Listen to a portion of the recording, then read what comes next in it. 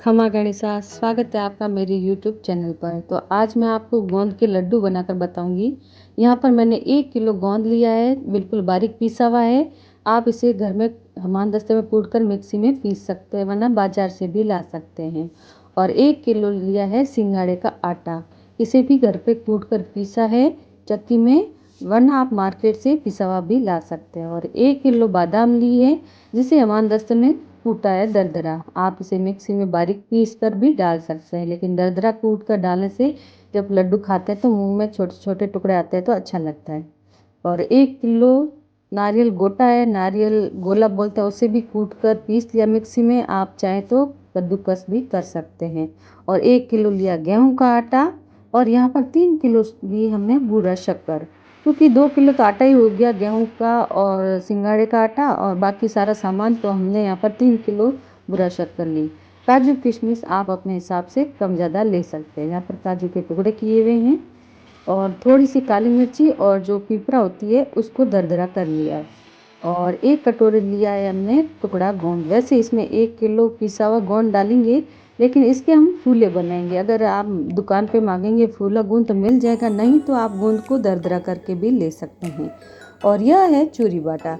यह चूरी बाटा सिर्फ आप अगर डिलीवरी के बाद किसी जच्चा के लड्डू बना रहे हैं तभी ही डालें, वरना डालने की ज़रूरत नहीं है। और इसका ध्यान रखें कि जब आप जेंट्स के लड्डू बनाएं गोंद के तो यह नहीं डालें। यह चूरी बाटा सिर्फ लेडीज़ के लिए है, और वो भी डिलीवरी के बाद अगर आप ये लड्डू बना।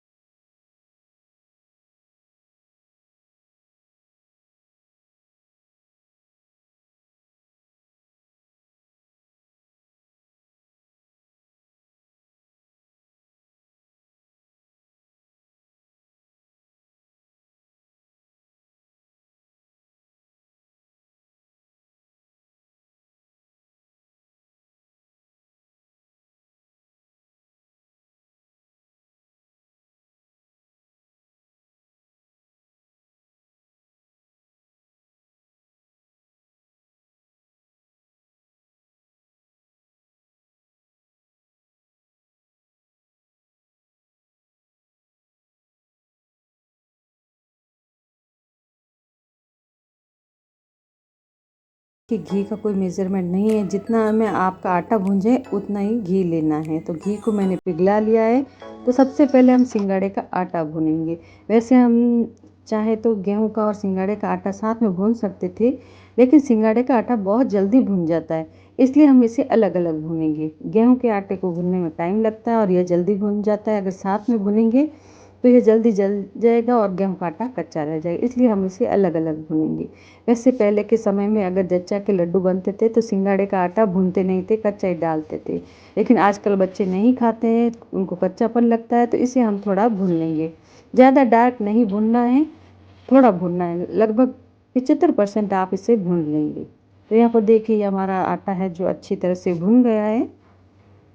ये सिंगाड़े का आटा है और अच्छी तरह से भून गया, तो गैस को बंद कर दिया है। उसके बाद जो हमने गोंद पिसा हुआ लिया है 1 किलो, उसमें से आधा किलो गोंद हम इसमें थोड़ा थोड़ा करके डालते रहेंगे और इसमें खुरपा चलाते रहेंगे। देखिए इसका रीज़न यही है कि जो गोंद है अगर आप बिल्कुल कच्चा डाल देंगे ठंडा होने के बाद तो फिर वो भी मुंह में चिपकेगा और बच्चे नहीं खाएंगे। तो इस तरह से हम जब गर्म आटे में ये डाल देंगे ना तो ये कच्चा नहीं रहेगा। बाकी पहले के समय में कच्चा गोंद ही डालते थे और वो शरीर के लिए वैसे कच्चा गोंद ही अच्छा होता है। लेकिन बच्चे आजकल नहीं खाते हैं, जो जच्चा होती है आजकल की लड़कियां नहीं खाती। तो आप इस तरह से गरम सिंगाड़े के आटे में आधा गोंद डाल दें और आधा हम जब गेहूं का आटा भुनेंगे तब डाल देंगे। तो अच्छी तरह से आप इसे मिला दें।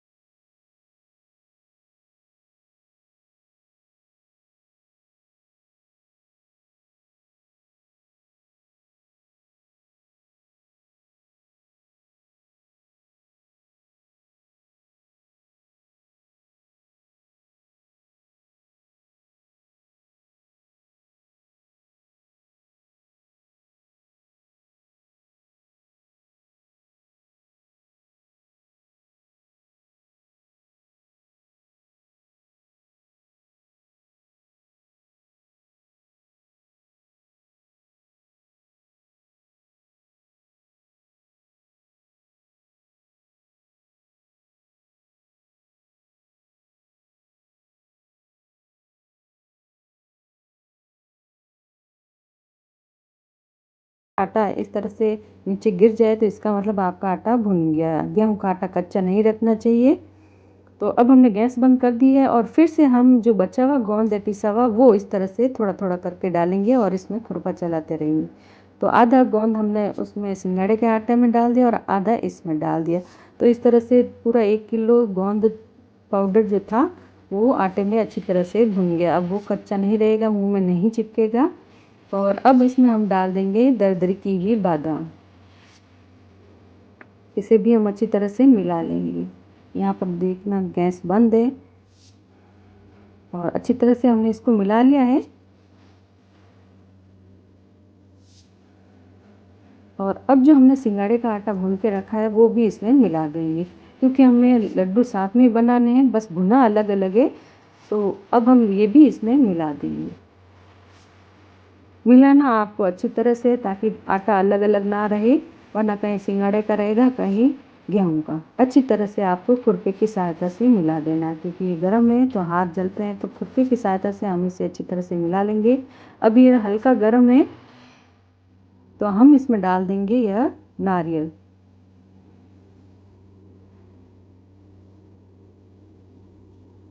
और दरदरी की हुई काली मिर्च और पिपरा और चूरी बाटा। तो आप ध्यान रखना, अगर आप जच्चा के लिए बना रहे हैं तो ही चूरी बाटा डालें, वरना आप किसी के लिए डालने की ज़रूरत नहीं है। और आदमी के लिए यानी जेंट्स के लिए अगर आप गोंद के लड्डू बनाएं तो चूरी बाटा भूल कर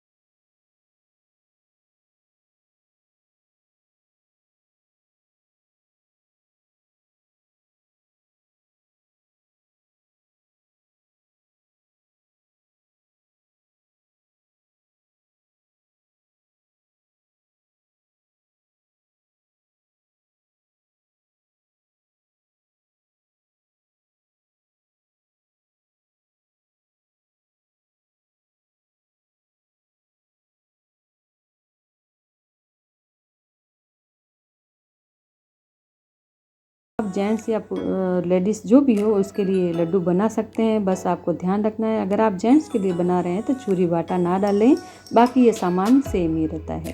तो यहाँ पर देखिए इतने मिक्सचर का हमने ये लड्डू बना कर रख दिए। एकदम ठंडा होने के बाद आप इसे डिब्बे में भर कर रख दें और यह 2 से 3 महीने ख़राब नहीं होंगे। तो आप भी बनाइए सर्दियों में और खाइए। अगर वीडियो पसंद आए तो लाइक करें और सब्सक्राइब करें।